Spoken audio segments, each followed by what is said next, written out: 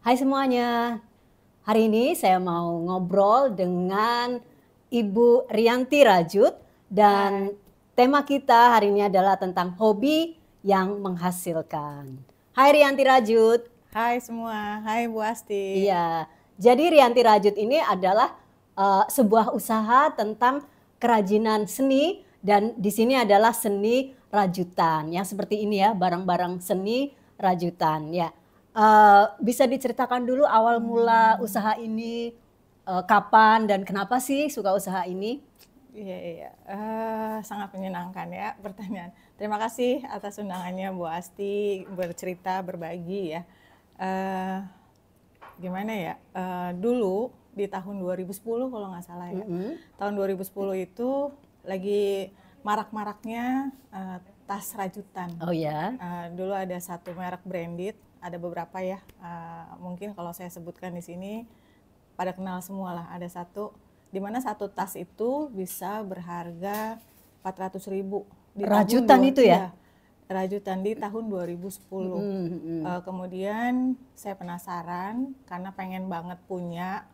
Terus ngeliat-ngeliat juga di luar negeri itu, di Italia, di Perancis, di Amerika, ternyata rajutan itu mendunia gitu. Oke. Ternyata di luar negeri sana itu harganya malah lebih berjuta-juta gitu. Nah, karena penasaran kenapa sih bisa harganya mahal gitu. Kemudian karena rasa penasaran saya, terus saya coba-coba lah gitu. Coba-coba cari-cari tutorialnya gimana sih caranya kalau misalnya bikin sendiri, kayaknya bisa deh. Oh gitu. Jadi cari sendiri ya? Cari sendiri. Bukan melalui kursus? Enggak melalui kursus. Jadi mungkin pada saat dulu nggak seperti sekarang ya, media YouTuber atau tutorial itu banyak banget gitu ya, gampang ketika kita klik langsung dapet. Kalau dulu enggak. Jadi saya coba cari-cari lah, cari-cari akhirnya dapet, nelusur ya, dapatlah satu video yang belajar tentang merajut untuk membuat, waktu itu pertama itu shawl atau scarf yang biasa dipakai di ini para artis ya. Oh ternyata dari situ bisa juga loh bikin tas. Oh bisa juga loh bikin sepatu, bikin taplak meja, baju. Ternyata dari teknik merajut itu bisa menghasilkan banyak fungsi gitu. Apa aja Kemudian misalnya apa aja fungsinya? bisa ya, ada taplak meja, ada baju, kardigan, sweater, kemudian tas, kemudian tempat pensil, sepatu, tools yang biasa dipakai untuk wearable baby, topi rajut baby gitu, bayi gitu, sampai ke orang tua sekalipun bisa pakai selimut, bed cover gitu. Jadi semua bisa dipakai karena memang basisnya kan sebenarnya seperti bahan ya, yang melebar, kemudian bisa juga dia berbentuk nekuk, bulat gitu, maksudnya tergantung teknik dia nanti. Nah dari situ telusur demi telusur dapatlah video, kemudian saya coba belajar. Nah suatu ketika karena belajarnya itu masih sendiri, ya, belajar sendiri, jadi ya punya banyak kegagalan. Beli, kemudian belum lagi pakai alat kan ya, ada alatnya, nama alatnya itu hook ya, hook, HOOK gitu. Atau kalau kita bilang hakpen. Hakpen ya? Ya, hakpen ada, itu ada seperti jarum. Kalau jarum jahit biasa itu kan tajam ya. Nah ini jarum seperti kait, ada kaitan. Sebentar deh, saya ada alatnya. Iya. Nah dulu pada saat pertama belajar itu kan ngalamin nggak sulit banget nih? Oh iya, sulit banget gitu karena kan kelenturan jari ya. Ini alatnya, ini nomor 7, ini biasa dipakai karena kita bernomor ya. Ternyata hook itu ada nomornya, nomor 1 gitu. sampai dengan nomor 10 ya. Dan 12. ini yang nomor 7 ya? Nah, ini nomor 7. Ini hook ini seperti ini ya. Ya ini hakpen atau hook ya. Terus dikait. Cara dia bekerjanya, tekniknya itu dikait. Tusuk, tarik. Tusuk, tarik, tusuk, tarik gitu. Jadi tusuk dan tarik. Kemudian cara kerjanya dia yang penting ada lubang. Ketika ada lubang, jadi langsung bisa ditusuk, bisa ditarik gitu ya. Jadi apapun medianya kalau dia ada berlubang, makanya disebutnya loop. Jadi ada loop, ada lubang, kemudian ditarik. Jadi dari situ gagal, nggak berproduksi lah, istilahnya nggak berhasil. targetnya mau bikin apa, jadinya melebar Ya, gitu ya. Tadinya menceng mau mungkin hasilnya. sono, menceng Tidak sini, sesuai dengan gitu. apa yang Tidak dipikirkan ya. sesuai dengan apa yang dicontek. Nah itu kan berarti nemuin kegagalan. Iya. Biasanya kan orang kalau udah gagal, udah jenuh, sudahlah. Tapi dengan Bu Rianti ini gimana nih? Iya, karena itu tadi ya, pikiran saya mau punya tas, yang harganya mahal itu gitu. Gimana caranya saya bisa pakai tas itu tapi nggak beli gitu. Jadi saya mencoba untuk membuat sendiri gitu. Jadi ya pertama-tama menceng-menceng gitu ya, seperti gini hasilnya ya, gagal lagi, tapi karena keinginan untuk punya punya barang jadi itu, termotivasi. ya nggak beli ya, gratis tapi juga saya bisa. Jadi berjuang terus 2 tahun 3 tahun lah, baru bisa berproduksi beneran gitu ya, sesuai dengan apa yang dipelajari. Maunya lurus ya dapatnya lurus gitu. Jadi memang pepatah bilang gagal harus bangkit, gagal lagi bangkit lagi, gagal lagi bangkit lagi. Jadi jangan pernah kalah dengan keinginan ya. Kalau kita punya keinginan ya, kalau memang mau itu dicapai ya harus berjuang terus. Jadi itu kan hobi ya. Nah tadi kan di tema yang pertama saya udah ngomong bahwa hobi yang menghasilkan cuan.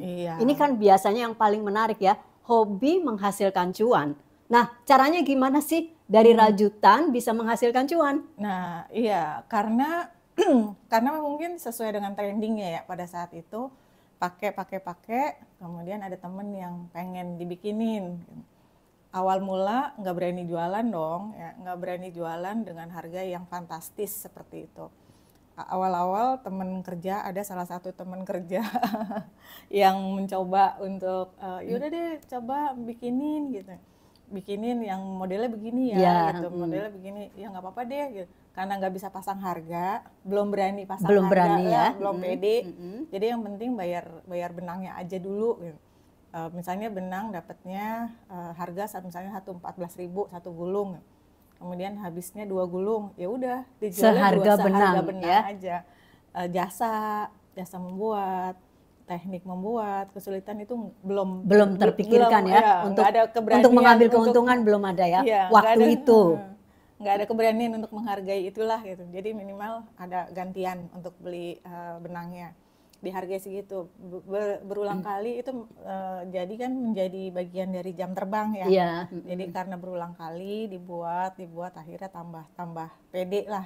Karena ternyata banyak temen nih yang pengen dibuatin juga, bikinin dong ini gitu. Ya akhirnya lambat laun terus nambah masuk komunitas. Oh gitu. Saya masuk komunitas Asosiasi Rajut Indonesia. Oke, jadi ada Asosiasi Rajut Indonesia. Jadi siapa aja boleh ya masuk ke situ ya? Boleh. Oke, saya ulang lagi, Asosiasi Rajut Indonesia. Mungkin ada yang mau bergabung. Silakan lanjut. Dari asosiasi itu kita belajar menambah ilmu teknik merajut. Kemudian dari yang nggak bisa jadi bisa.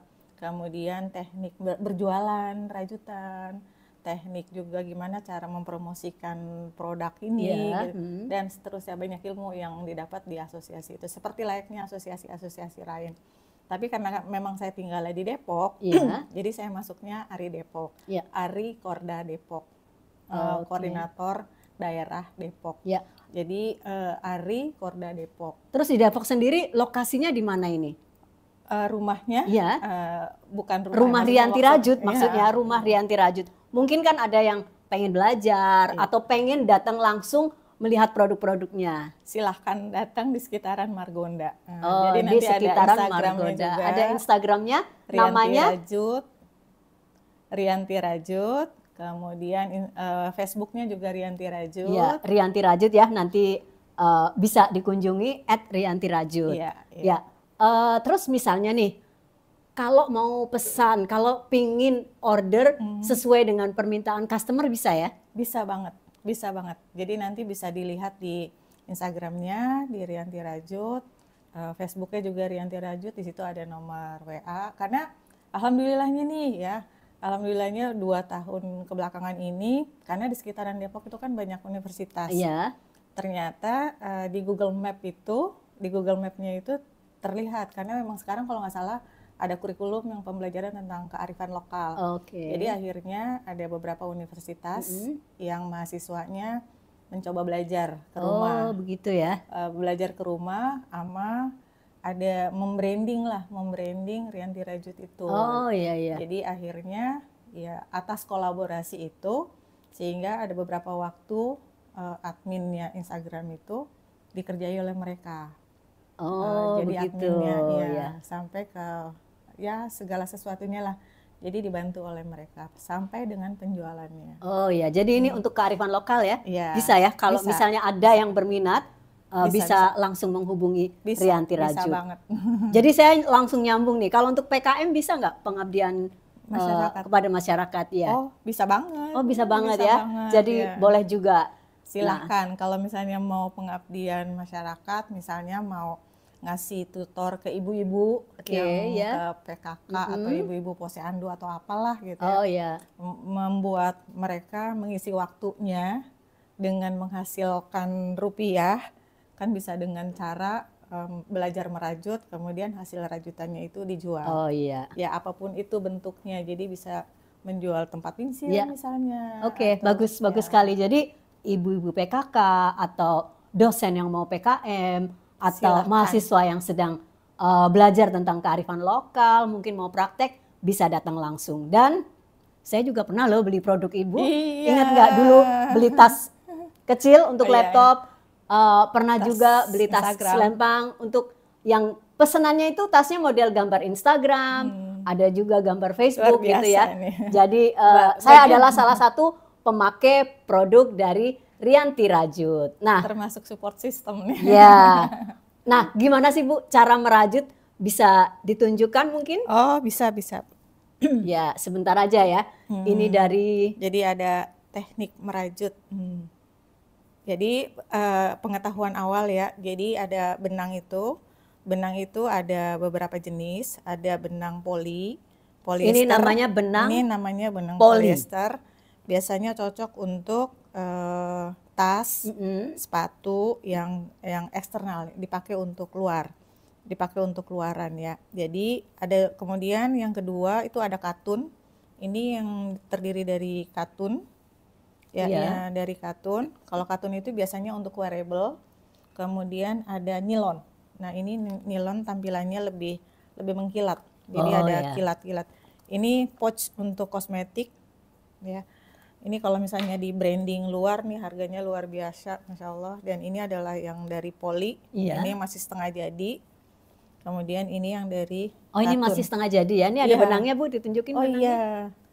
Nah, ini setengah jadi. Jadi masih jadi. Ini saya sedang mengerjakan pesanan orderan teman. Jadi dia ada longcam. Kalau sekarang lagi tren itu adalah longcam. Nah, sekalian aja ya. Sekarang saya mempraktekannya di sini.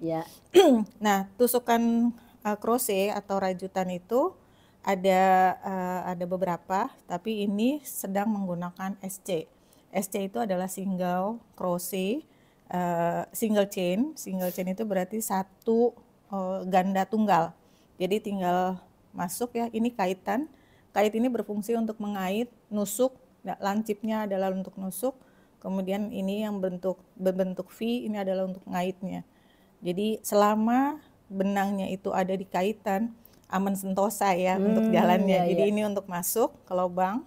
Yang tadi saya bilang bahwa dia modalnya adalah lubang. Kemudian tarik, ambil. Jadi demikian. Gitu. Kemudian tarik nih. Ini satu. Ini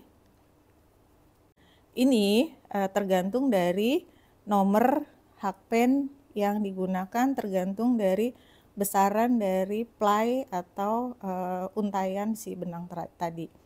Kadang bisa nomor 1, bisa nomor 2, 3 dan seterusnya sampai dengan 12. Ya. Dan ini pekerjaan bisa dilakukan di mana aja ya? Bisa di kereta, bisa di pesawat, jadi yang bisa di beca, mau jalan-jalan sambil nunggu kereta atau sambil nunggu sampai di tempat, bisa juga nih ngerajut gitu ya. Sambil berdiri aja bisa ya. Jadi tergantung dari kita mau melaksanakannya, mau mengerjakan, mengisi waktunya itu dengan apa. Demikian. Jadi dari yang pengen membeli tapi duitnya nggak cukup ya untuk harga yang demikian, kayaknya sayang banget ya, untuk beli harganya sekian, jadi akhirnya saya dapat banyak. Ya. Mungkin saya ada beberapa pertanyaan lagi. Misalnya nih, spill harga boleh nggak? Spill harga. Boleh. Ini yang seperti ini nih harganya berapa Ibu? Ya range-nya antara 75 sampai dengan 100. 75 sampai dengan 100 ribu rupiah. Kalau yang lebih besar ini? Kalau tas ini saya udah janji sama customer-nya 300.000. Oh, 300.000 ya. Ini sekitar alas 30 cm ya, 27 sampai dengan 10, lebarnya 12, panjangnya ini sekitar 25. Ini nanti jadi tas apa ini? Longchamp. Longchamp itu mungkin nanti bisa di searching ya, model-model longchamp itu seperti apa. Jadi bisa diselempang, bisa juga di handle. Jadi bisa tas pundak dan bisa untuk dipegang. Kalau ini karena ini kecintaan anak saya, jadi ini nggak boleh dijual. Ini nggak dijual ya? Ini dari Granny Square. Awal bikinnya itu Granny Square ya, kotak-kotak. Ya, kotak-kotak yang disatukan jadi satu, kemudian terdiri dari beberapa kotak, jadilah demikian. Jadi aman sentosa sih sebenarnya ya, karena kok itu bolong-bolong kan rajutannya, nanti barang yang disimpannya gimana tuh, jatuh-jatuh enggak gitu ya. Karena di sini udah ada lapisannya ya. Ada furingnya. Ada furingnya. Oh iya. Kemudian di dalamnya ada sleting, kemudian ada kantong sesuai dengan request lah. Requestan dari si kalau yang ini harganya boleh di-spill? Ini 400. Oh, ini 400. Wow, luar biasa ya. Karena kerumitan menentukan harga. Kerumitan dalam mengerjakannya itu. Tingkat kerumitan mengerjakan rajutan ini pengaruh terhadap harga jual. Iya, penentuan. Jadi ilmu menentukan harga jual pun saya dapat dari Ari.